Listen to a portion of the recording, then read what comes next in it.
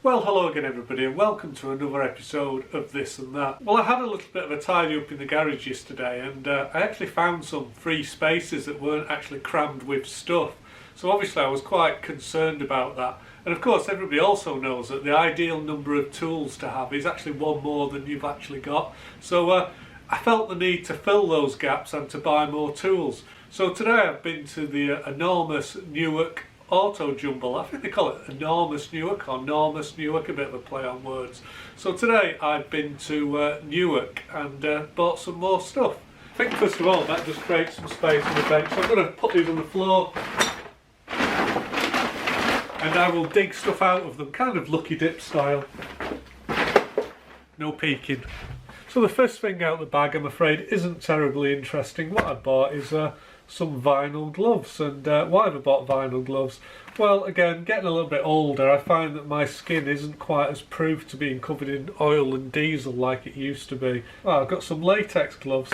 Actually, that's a mistake. I actually wanted vinyl ones. What size are they? I think they're extra large. So we got some extra large latex gloves. So let me just model that for you.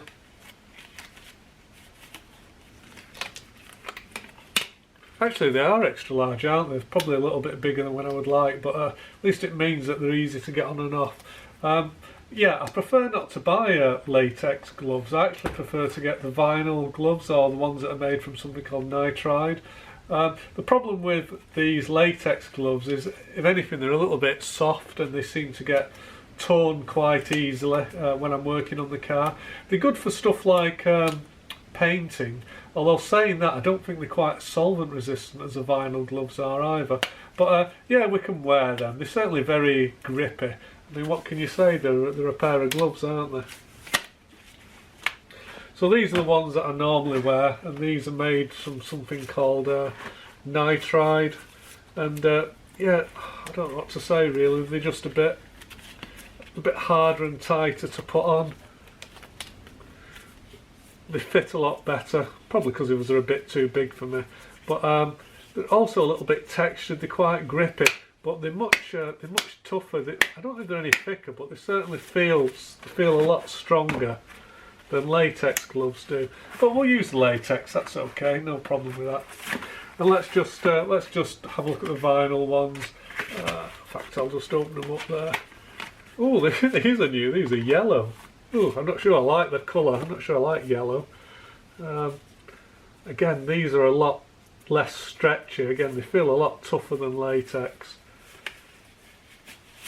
Oh, they said that. They just snapped the back off. Okay, well, they feel tougher apart from that bit there. Oh, I'm not sure about the colour though. It's kind of mustardy, kind of catar snot yellow. Yeah. There's definitely something a little bit perturbing about these yellow gloves. Kind of reminds me of a condom. You know, you could use it 5 times a night. Who am I kidding? Not anymore. Okay, that's the first test. That didn't go very well, did it? Strength test the nitride one. Starting to feel afraid. Do we have any Morris dancers out there, perhaps?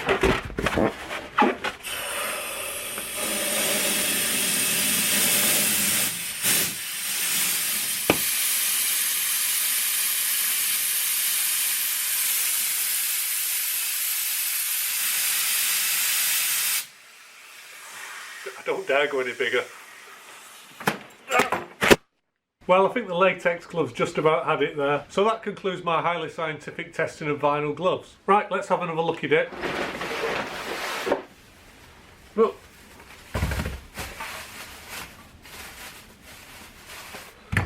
Well, I'm afraid we've actually just got some fairly non-interesting garage consumables. So what have I actually bought? We've got some, I think it's multi-purpose. I think that's a multi-purpose lithium grease.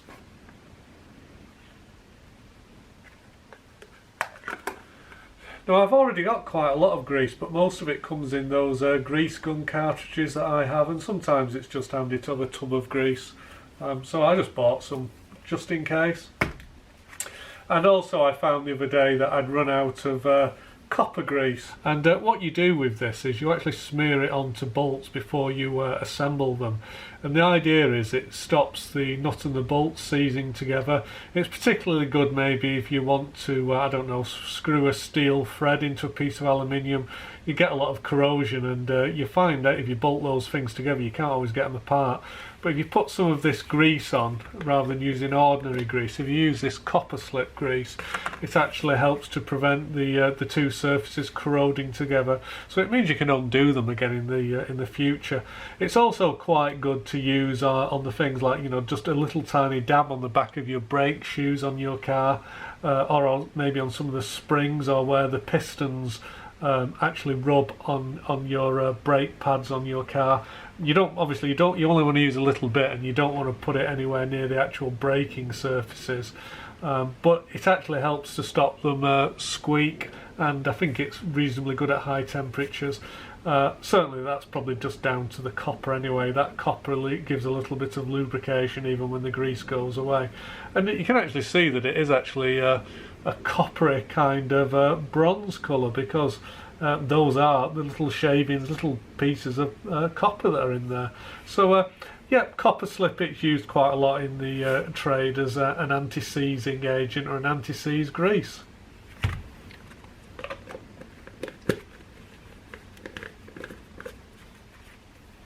So the multi-purpose grease, I paid £4 for it, and the copper slip was £5. And the main reason I bought the copper slip, in fact the main reason I bought both these things of grease, is I remember yesterday when I was in the garage working on the truck that I found that I'd run out of copper slips. I bought some more. So the next thing I bought is some carb cleaner. Some ways I don't know why I bought this. I actually meant to buy brake cleaner, but carb cleaner's okay. What I tend to use this for is that obviously I do use it for cleaning out carburetors, but it's also useful if you're if you want to paint something or just degrease something. It's really good at degreasing, although you don't want to get it on your fingers, so a good time to put those vinyl gloves on.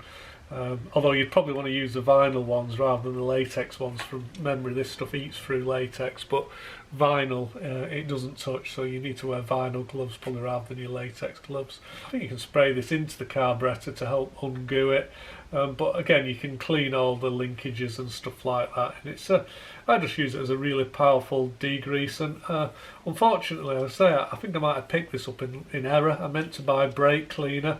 Again, brake cleaner, I just use it as a degreaser in the workshop. It's good because it evaporates really quickly. You know, if you use paraffin or something, it leaves a residue, but if you use carb cleaner or brake cleaner, it doesn't leave that residue. One exception is a lot of people have a temptation to use things like brake cleaners and carb cleaners when they're welding. You know, you want to remove all the grease before you start welding, but you shouldn't use carb cleaners or brake cleaners. The reason being is that if you get them really hot, as you would when you were welding on a piece of metal, they can actually give off I think it's chlorine gas, and it may even be phosgene. I'm not totally certain, but basically people have been killed and badly injured and made very ill because they've cleaned stuff using brake cleaner, and then they've put a blowtorch or a welder onto it and it's given off chlorine gas, which in some ways surprises me a little bit because this stuff evaporates almost instantly, but it is a known cautionary tale, that, so not suitable for stuff you're going to be welding on. If you do want to weld on something, best thing to do is wipe it down with acetone, but obviously you've got to be very careful because again acetone is pretty much explosive, so you don't want to get that anywhere near a naked flame or anywhere near where you're welding. Oh right, okay. Anybody know what that is?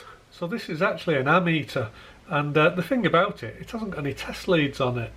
You see there's no leads, nowhere to plug leads into it, and the way that these work, or the way I think it works, is you actually just clip it onto the wire here, which surprisingly it will work on DC as well. It is designed for automotive use, and it has actually got the maker's badge name there on it, which is a very famous name for car tuning in Britain. It's Krypton.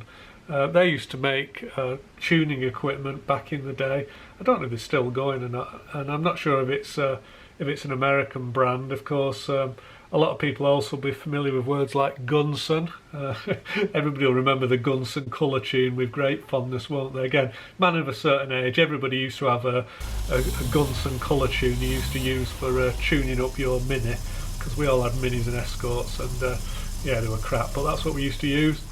But this one is made by the Krypton company, and it says it's a dynamo ampere, so I'm guessing we can use that to check whether or not our dynamo, or in fact our alternator, is charging. And what we'll do is, once we've given it a bit of a clean, I'll take it into the house and we'll actually try it on a proper power supply, because it's not really convenient for me to start up the Chevy truck in the garage because I've got the door shut. It was a lovely day here in the UK yesterday. It was lovely and hot, pretty still, but last night a bit of a kind of almost like a tropical storm came in. We had thunder and lightning, and the wind really got up. The wind really took a hold, and it's still really windy today. It's very, very windy out there at the moment, and so I've shut the garage door because I didn't want the you know, the noise to be too distracting for you. So I've got the garage door shut at the moment, so we can't start the truck up. And unfortunately I don't have any other DC power supplies in here, so we can't test it. But what I'll do is at the end of the video I'll take this inside and we'll try it, and hopefully it will work.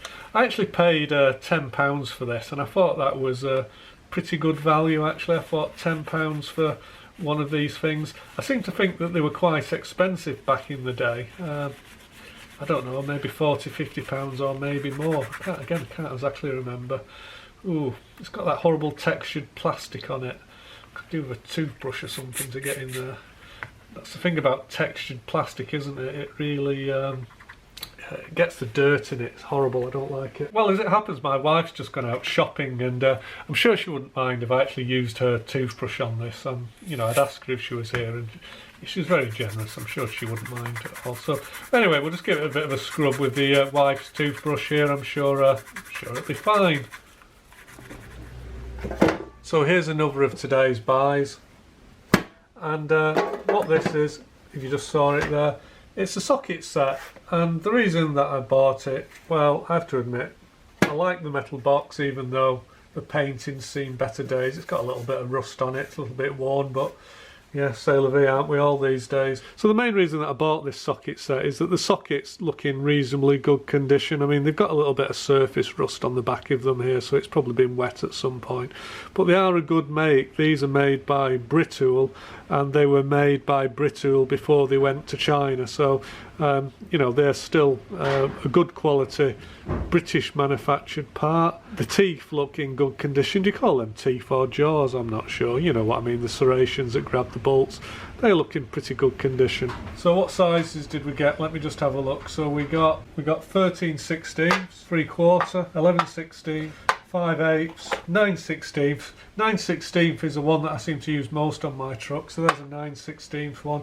And interestingly enough, somebody else looks as though they've used this one a little bit more. It's not worn, but I can just see that it's actually been used, whereas the others don't even look as though they've been used. So it must be a very popular socket, the 9/16 size. What's that? That's probably going to be 1/2 inch, isn't it? 1/2 inch.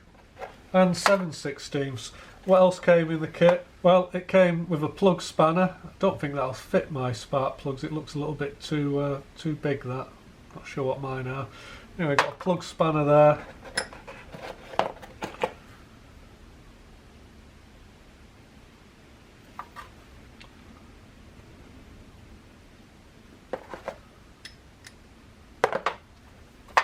I'm guessing that's a short extension, and it's got a hole through it, so you can use I want to call it a pry bar, but you can basically put a bar through it.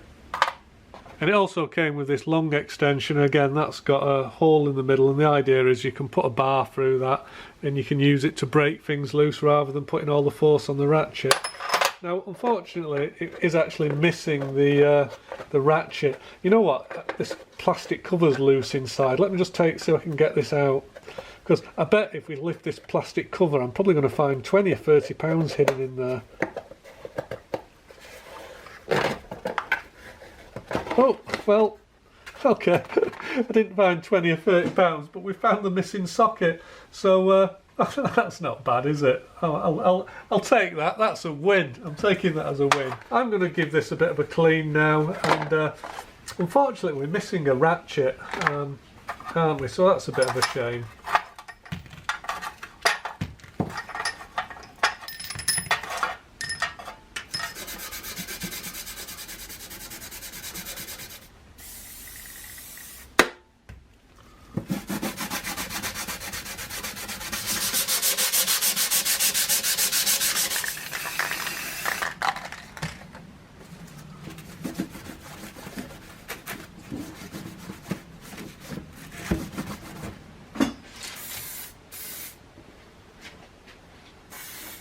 So here's another of today's finds, which is a tap and die set, and I don't think this is a particularly high quality. It's probably quite a cheap one, and I've actually got quite a lot of taps and dies already, but you know, sometimes it's just nice to have a kit that's to hand.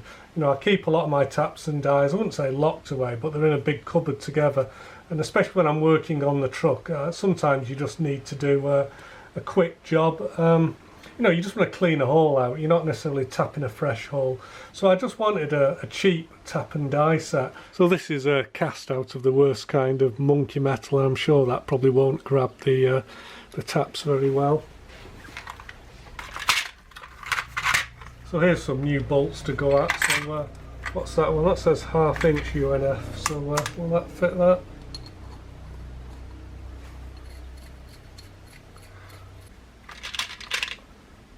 Does that one look as though it'll go in there?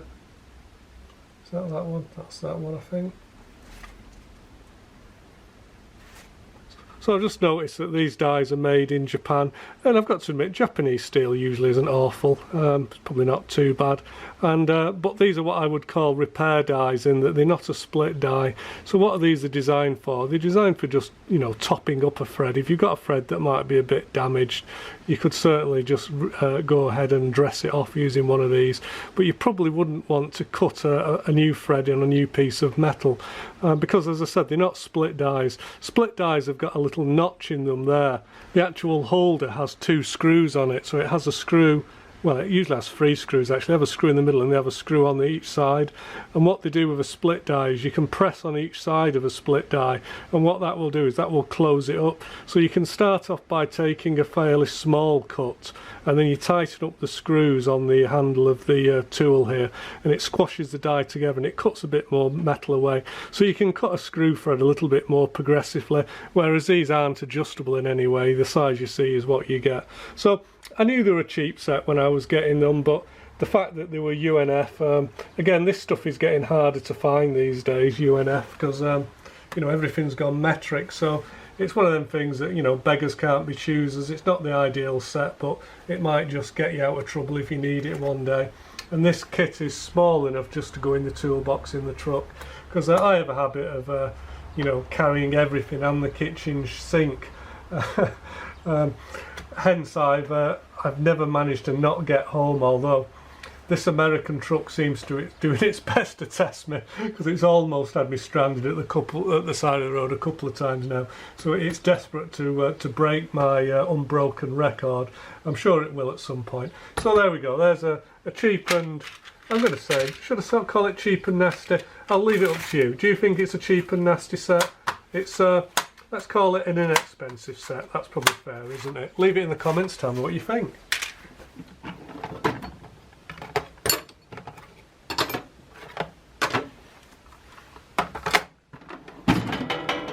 So here's a brittle metal toolbox, and I don't know what you think of this, but basically I spent no more than about 15 minutes in total. I rubbed it down, got rid of the worst of the rust, and I did the usual thing. I sprayed it with some black paint, because the black paint, what that does, it sinks into these recesses, and then you just buff it off with something slightly abrasive so that the paint comes up a little bit, and then I just give it a coat of clear coat. And what that clear coat's going to do, it's just going to stop the exposed metal here from going rusty. It won't stop it completely, but it'll certainly slow it down. And what I'll tend to do with this, I'll get some just some cheap furniture wax. I'll give this a rub down with furniture wax, and that will again help keep the rust at bay as well.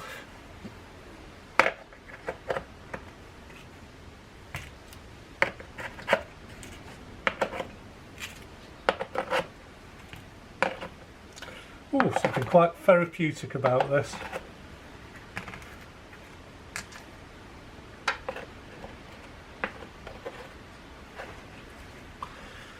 Right, okay, so we're missing one. What are we missing? We're missing the size between 7/16 and ooh, take my hat off, can't see. 7/16 and 5/16.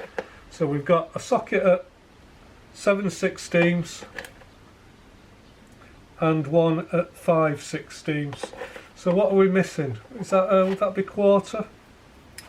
And we're also missing a ratchet and also the bar. I said you can use this as a breaker bar, so you'd push a bar through that hole, and I think that's probably where that would go. That bar would go there.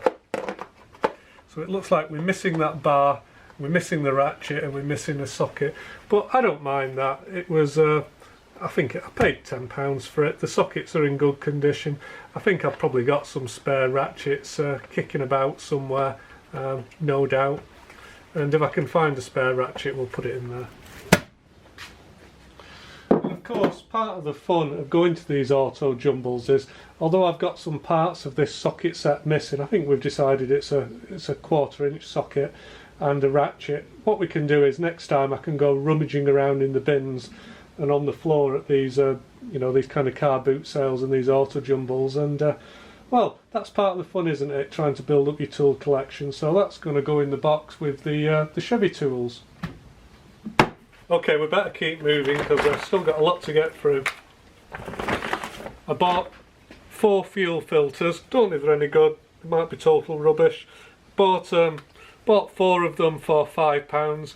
I think the fuel tank on my Chevy truck is probably rusted out because I don't even remember, I put a new fuel filter in it a few months ago and it's only done about 5 miles since then, and that fuel filter's already got loads of rust and crud floating in it, so yeah, it's likely that the tank is knackered. I don't want to put a new tank in it right now, although that's probably what I will do in the end of the day. I'll put a new tank in it, but a new tank for the Chevy is about £300, £400, but I don't feel like spending the money right now. So we will just keep bodging it because fuel filters are cheap. So again, let's add them to the Chevy parts.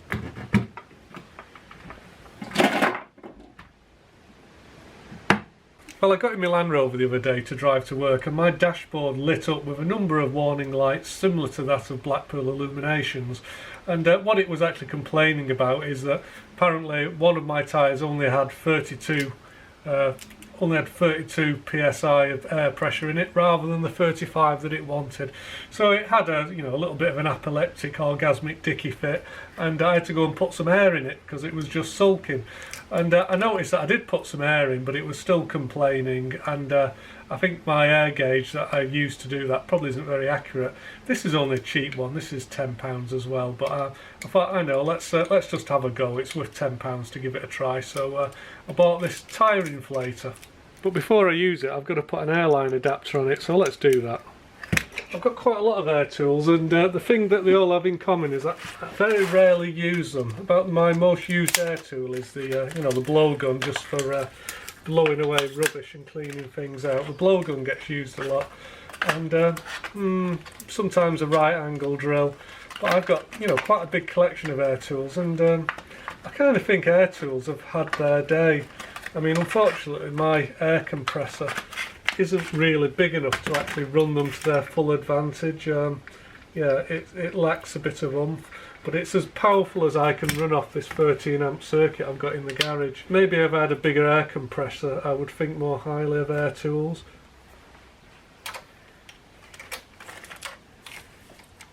Spanners are overrated.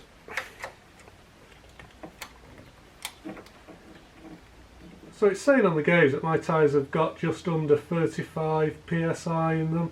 We've got a button on the side that we can use to deflate the tyre. Let's deflate it a little bit.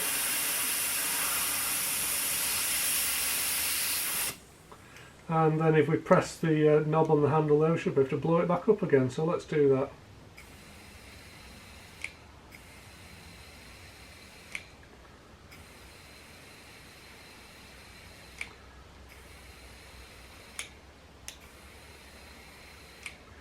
And there we go, back to 35.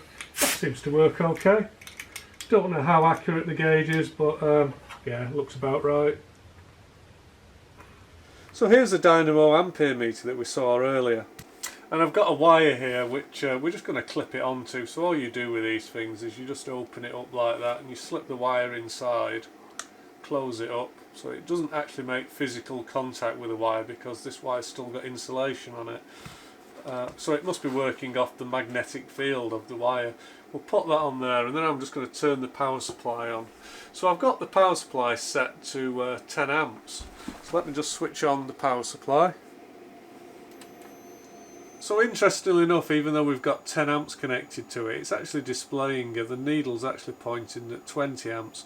So I'm not sure what's going on there. There must be something about the output from a dynamo. Maybe the output from a dynamo has like a 50% duty cycle or so, in which case this needle would read proportionally lower if it was on a pulsed output. But I don't know if that's true or not. I don't know a lot about dynamos. I mean, I've had them on cars, but I've never really poked around with them too much. So I suspect that this meter's working correctly. There's just something about it that I don't understand, and it's obviously specific for a dynamo. So yeah, I don't know what's going on here. Hopefully somebody out there will, so please leave it in your comments. Well, I think for today that'll do. So thanks for watching, and hope to see you again very soon. But until then, bye bye for now.